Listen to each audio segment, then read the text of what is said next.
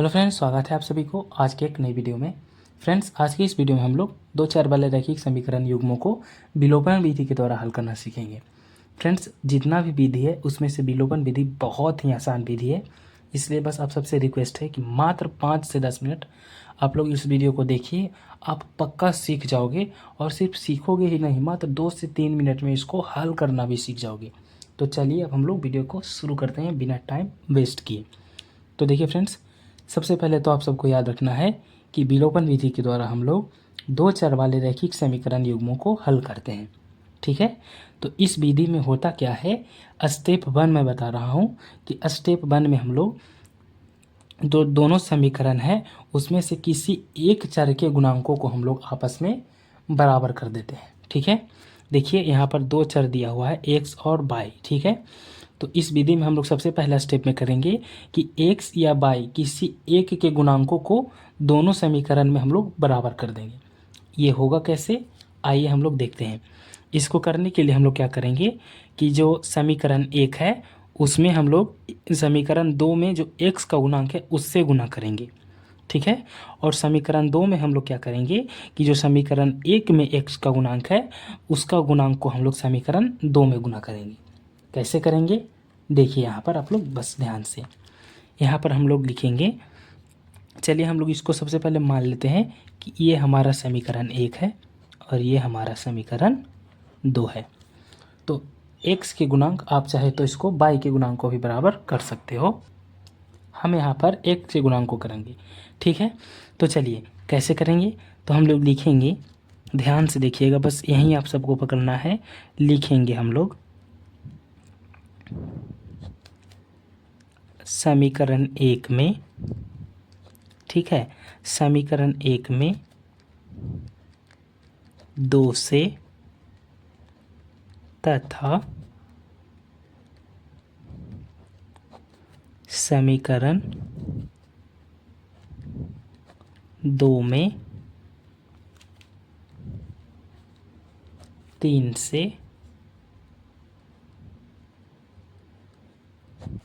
गुना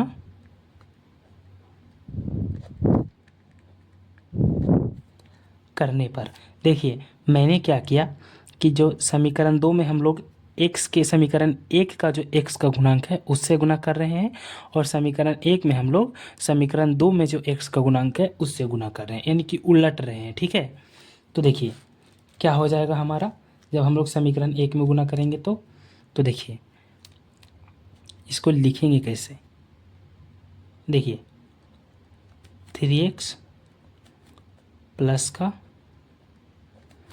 4y बराबर 10, यही समीकरण 1 है। तो लीजिए इसमें हम लोग 2 से गुना कर रहे हैं। ठीक है, और देखिए 2x प्लस का 2y बराबर 2, ये था हमारा समीकरण 2।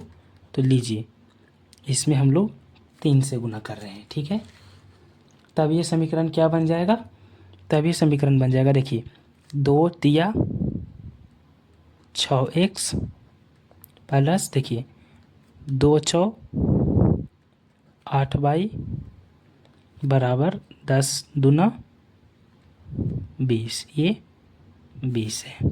ठीक है, और देखिए 3 दूना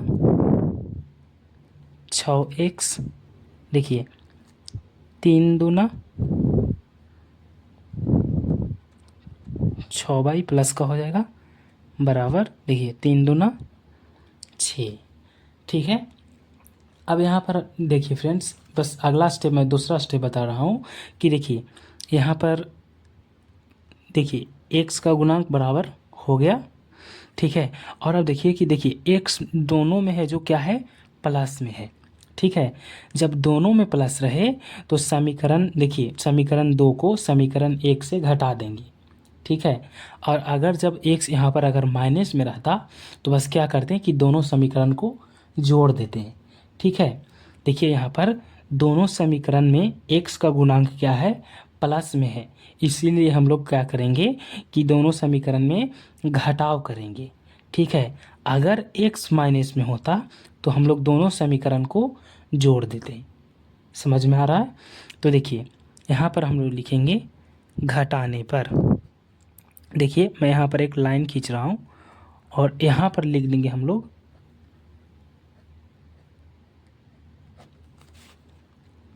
घटाने पर। क्यों घटा रहे हैं? क्योंकि देखिए दोनों के जो गुणांक है वो प्लस में है, ठीक है। या फिर आप लोग याद रखिए, अगर दोनों माइनस में रहता तब भी हम लोग घटाते हैं। अगर सेम चिन्ह रहता x के गुणांक के साथ, ठीक है, तो हम लोग घटाते, और अगर एक प्लस एक माइनस रहता तो हम लोग चुपके से जोड़ देते, ठीक है। तो देखिए यहाँ पर हम लोग घटा रहे हैं तो चिन्ह जो है वो बदल जाता है, आपको पता होगा, क्लास 9th में आप लोगों ने सीखा होगा। तो देखिए ये प्लस में था तो माइनस में हो जाएगा, ये प्लस में है माइनस में हो जाएगा, ये प्लस में है तो ये माइनस में हो जाएगा। अब देखिए फ्रेंड्स, +6x है -6x है तो ये कट जाएगा, ठीक है। अब देखिए यहाँ पर +8y है, यहाँ -6y है, तो क्या बचेगा? तो बचेगा हमारा 2y बराबर, देखिए ये 20 है और -6 है तो कितना बचेगा? तो बचेगा हमारा 14, यानी 2y बराबर 14। तो y बराबर क्या हुआ? तो y बराबर हुआ 14/7 बराबर, सॉरी 14/2, सॉरी मिस्टेक 2 है तो यहाँ पर हो गया 7, ठीक है। तो y बराबर 7 एक आंसर हमारा निकल गया। अब x का मान रखने के लिए हम लोग क्या करेंगे कि यहाँ पर जो समीकरण 1 है उसमें हम लोग y का मान रख देंगे। तो यहाँ पर लिखेंगे कि समीकरण 1 में y का मान रखने पर, देखिए नीचे में हम लोग लिखेंगे समीकरण 1 में y बराबर 7 रखने पर। देखिए समीकरण 1 क्या था हमारा? तो यही ना था, तो बोलेगा यस यही था।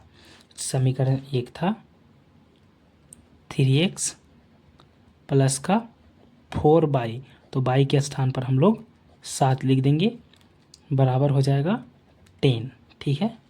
अब देखिए 3x प्लस 7 गुना 4 7 28 बराबर 10, ठीक है।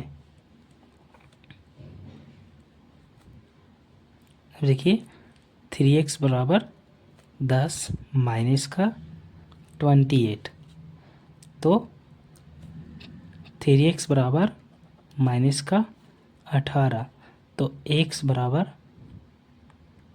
माइनस के 18/3 बराबर माइनस का 6। तो देखिए y बराबर हमारा 7 आया था और देखिए x बराबर -6 आया। तो यहाँ पर हम लोग लिखेंगे x बराबर -6, y बराबर 7। यही हमारा अंततः x और y का मान निकल कर आया। देखिए फ्रेंड्स, अब आप लोग को लगेगा कि क्या इतना लिखना ज़रूरी है? तो मेरा जवाब होगा हाँ, इतना लिखना ज़रूरी है।